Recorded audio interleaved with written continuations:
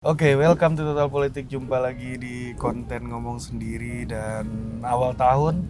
Selamat tahun baru 2022 buat teman-teman semuanya, masyarakat Total Politik, warga sadar semuanya. Dan hari ini gue mengawali tahun dengan akan menuju ke sebuah lokasi, akan syuting untuk podcast dengan seorang tokoh Republik ini.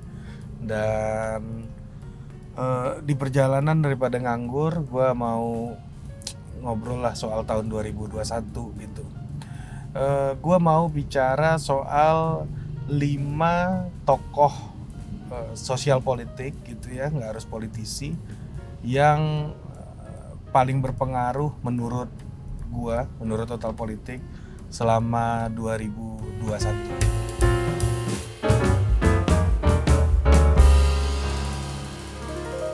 Oke, yang pertama menurut gua yang sangat berpengaruh ya, orang yang menjadi banyak perbincangan di tahun 2021 adalah Ketua MPR RI Bambang Susatyo.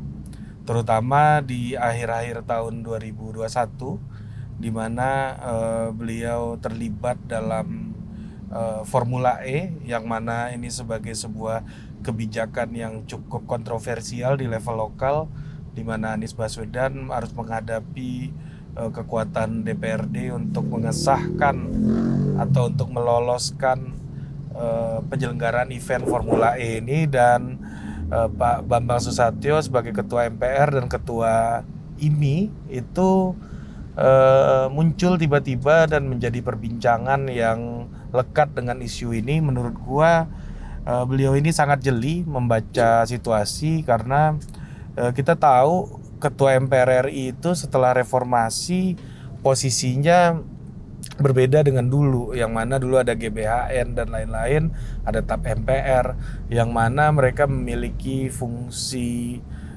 regulasi yang lebih kuat. Kalau sekarang fungsi-fungsinya lebih banyak yang sifatnya seremonial dan fungsinya sebagai, ya katakanlah sebagai ikon dari negara dan sebagai sebuah ikon dari lembaga parlemen tertinggi gitu. Nah, itulah yang dia tahu bahwa kewenangannya terbatas, dan beliau banyak ikut di dalam organisasi-organisasi sosial kemasyarakatan, ya salah satunya IMI, yang mana penyelenggaraan Formula E ini menjadi sesuatu yang ramai diperbincangkan, dan nama Pak Bambang Susatyo muncul di situ. Dan menurut gua tahun 2021 itu bisa dibilang tahunnya Bamsud gitu, dan dia semakin menjadi pembicaraan lah.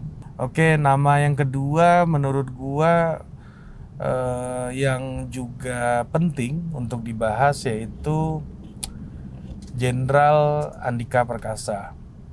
Sebagai seorang Panglima Tinggi TNI, ya beliau punya karir yang sangat bagus, pernah menjadi KSAD, pernah menjadi Pangkostrat, pernah menjadi Danpas Pampres. Semua rintangan-rintangan penugasan sudah pernah dilewati oleh sosok ini. Dan juga di media sosial tampilannya juga sangat sering muncul, terutama di konten YouTube-nya TNI AD, yang mana followersnya banyak banget, subscribersnya banyak banget, udah kayak channelnya Deddy Kobuzer gue lihat, ya kan, walaupun isinya komando jenderal gitu. Walaupun komentarnya kayak gitu semua, tapi oke, memang secara exposure channel itu sangat bagus, dan popularitasnya Jenderal Andika Perkasa menjadi semakin tinggi. Dan yang mana ketika pengangkatan beliau sebagai Panglima TNI masih terdapat sebuah sebuah debat lah ya, karena harusnya itu menjadi secara tradisi itu harus menjadi jatahnya TNI AL karena udah dilewati.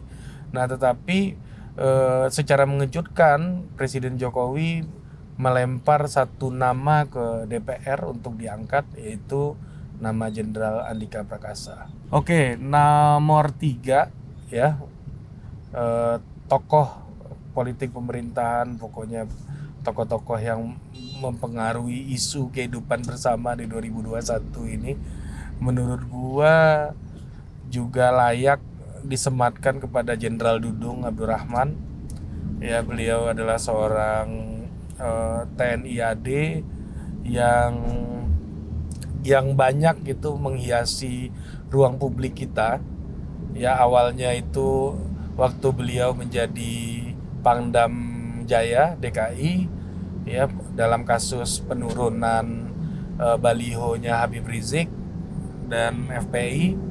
Kemudian nama beliau kembali muncul lagi ketika beliau Pangkostrat, sekarang udah jadi KSAD. Ketika beliau menjadi Pangkostrat, adanya diorama pahlawan revolusi, ya, yang ada Jenderal Soeharto, jenderal yang terlibat gitu, yang masuk ke dalam peristiwa 1965 gitu, peristiwa 30S PKI gitu. Nah, jadi nama beliau dikait-kaitkan dengan isu PKI. Nah, belakangan sempat heboh juga bahwa omongan beliau beberapa kali di media sosial juga menjadi viral. Pernah bicara Tuhan bukan orang Arab, walaupun benar sih. Ya, Tuhan kan bukan manusia gitu. Tuhan bukan orang Arab, walaupun benar, tapi bikin kesel aja buat kelompok-kelompok tertentu ya. Kadang kita kebenaran aja gak cukup gitu di negara ini gitu. Nah, walaupun benar omongannya, tapi tetap aja menyinggung. Namanya menyinggung, ketersinggungan tuh diambil, bukan diberikan gitu. Jadi menurut gua ya kelompok-kelompok ini karena banyak preteksnya, banyak presidennya sebelumnya, ya udah akhirnya mengambil langkah untuk menjadi tersinggung aja gitu. Ya, kedua yang juga sempat heboh kemarin, jangan terlalu omongan beliau yang dipotong juga, jangan terlalu taat beragama, apa jangan terlalu serius belajar agama gitulah kira-kira, yang sempat jadi heboh juga, yang kemudian diklarifikasi juga oleh Kapuspen TNI, sempat TNI AD, dan sudah mendapat respon juga. Dan tetapi tetap saja omongan beliau mendapatkan perhatian gitu ya, karena memang awalnya tidak bisa kita lepaskan dari isu soal baliho Habib Rizik dulu gitu. Itu yang ketiga, menurut gua Jenderal Dudung layak kita katakan sebagai salah satu tokoh politik, tokoh publik lah ya, tokoh publik yang menjadikan tahun 2021 itu sebagai tahunnya dia gitu. Nah, yang keempat menurut gua yang layak kita anggap sebagai tahunnya di 2021 adalah teman gua kebetulan, yaitu staf khusus Mensesnek bidang komunikasi dan media, Valdo Maldini. Ya, bagi gua sih orang ini nggak ada matinya gitu di politik gitu. Usianya masih muda, bahkan di bawah gua umurnya. Valdo lebih muda daripada gua. Dan dulu awal-awal panggil gua udah, sekarang aja udah kurang ajar bro. Sejak masuk partai yang itu. Ya kan? Nah, jadi menurut gua Valdo Maldini juga layak menganggap tahun 2021 ini sebagai tahunnya, karena bisa dikatakan bahwa beliau ini dulu di Pilpres rise gitu, dengan waktu di Pilpres jadi tokoh yang menonjol Pilpres 2019 sebagai juru bicaranya Pak Prabowo gitu. Nah, kemudian di akhir Pilpres dia menggunakan ijtihadnya gitu untuk mengatakan bahwa Prabowo tidak akan menang pemilu di MK gitu. Dan sempat kesel gitu pendukung-pendukungnya Prabowo sendiri kepada Valdo, dan itu terus berlanjut. Kemudian dia pindah dari PAN ke partainya yang baru sekarang, PSI, dan kemudian dia maju kepala daerah di Sumatera Barat dan juga tidak lanjut pencalonannya, dan sepertinya karir politiknya akan habis gitu di tahun 2020 itu. Karir politik Valdo akan berakhir karena tidak ada konteks lagi. Tiba-tiba dia jadi host di Cokro TV gitu. Jadi ini emang orang ini apa ya? Lu mau benci, mau kesel, mau nggak suka sama Valdo, tapi dia lewatin semua proses-proses yang bagi sebagian orang pahit gitu. Bagi sebagian orang tuh nggak mungkin diambil gitu proses itu. Dan pada akhirnya dia sampai ke titik yang sekarang di tahun 2021 dia menjadi juru bicara pemerintah, ya bisa dikatakan juru bicara pemerintah. Dia yang muncul paling depan untuk semua isu-isu kepemerintahan, dan di catatan gua dia pernah bicara soal Formula E, dia pernah bicara soal cat pesawat, dia pernah bicara soal sawit, dia pernah bicara soal apa lagi tuh kemarin tuh gue lihat sensor film, harga tembakau, ya semuanya diomongin sama dia sekarang. Tapi ya itu, di politik itu once lu dapat opportunity, ambil opportunity-nya. Karena opportunity itu menjadi momentum lu untuk semakin dibicarakan terus. Bagi politisi dibenci itu bukan soal. Yang soal bagi politisi adalah tidak dibicarakan. Nah, Valdo Maldini sekarang menurut gua menemukan momentumnya lagi untuk dibicarakan oleh publik gitu. Jadi sudah layak lah kita katakan bahwa tempat keempat ini di tahun 2021 menurut gua Valdo Maldini itu layak mendapatkan 2021 itu sebagai tahunnya yang mana karir politiknya bisa gua bilang nyaris terkubur, nyaris mati. Namun ya itulah politisi yang sesungguhnya, matinya berkali-kali, hidupnya sekali tapi matinya bisa berkali-kali gitu.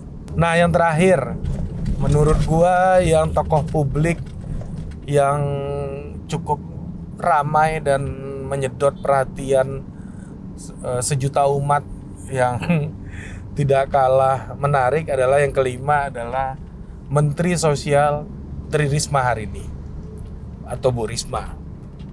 Bu Risma ini terutama ya dengan belusukannya membenahi data-data penerima bansos ke seluruh Indonesia. Dia sempat berkelahi, perang mulut, sampai jambak-jambakan, gak jambak-jambakan sih, dorong-dorongan badan gitu sama orang. Dia orang yang dari dulu kan, sejak jadi wali kota di Surabaya, dia juga ngamuk-ngamuk di taman, orang injak-injakin bunga sama rumput juga beliau marah-marah. Dan style itu ternyata dengan jabatan yang lebih abstrak, lebih tinggi, yaitu Menteri Sosial, ternyata stylenya tidak berubah banyak gitu. Dia tetap mempertahankan stylenya, dan bahkan dianggap oleh banyak orang caranya Bu Risma itu sangat berlebihan sebagai seorang menteri. Nah, banyak isu-isu dari Bu Risma, terutama appearance-nya dia ya, yang mana membuat orang terkejut-kejut gitu. Misalnya kayak meminta orang bisu untuk bicara, yang juga menimbulkan pembicaraan publik gitu. Terus beliau juga geser pasir di jalan, suka geser-geserin pasir dari pinggir jalan. Ya memang stylenya sejak jadi wali kota kayak gitu, tapi ketika itu dijadikan style seorang menteri jadi out of context, tentunya yang suka semakin bersorak gitu, yang benci juga semakin berteriak gitu, semakin kata-ngatain gitu. Nah tapi apapun itu, Bu Risma berhasil jadi pembicaraan, menjadi tokoh publik di 2021, sampai beliau juga pernah gue lihat mengendalikan angin gitu dan hujan. Ya kita tahu banyak di tradisi di Jawa, ibu-ibu kita di Jawa itu juga menggunakan cara yang sama, itu lazim-lazim aja gitu. Tapi bagi sebagian orang ya kan, yang mana jabatan publik itu adalah jabatan yang dianggap rasional, yang harus diselenggarakan dengan good governance, dengan cara-cara yang formal, yang legal, ya, yang research based gitu. Cara-cara itu jadi dianggap menjadi aneh gitu, dan Bu Risma ya begitulah. Dan menurut gua Bu Risma adalah salah satu politisi yang sangat berhasil menjadi pembicara di 2021. Ini gua bikin nggak terkait sama capres-capres ya, karena capres-capres kan udah ada sendiri itu bagiannya, dan kita ngapain lagi bahas orang-orang yang udah populer banget itu kan. Oke, mungkin itu aja, sampai jumpa lagi di Total Politik berikutnya. Dah.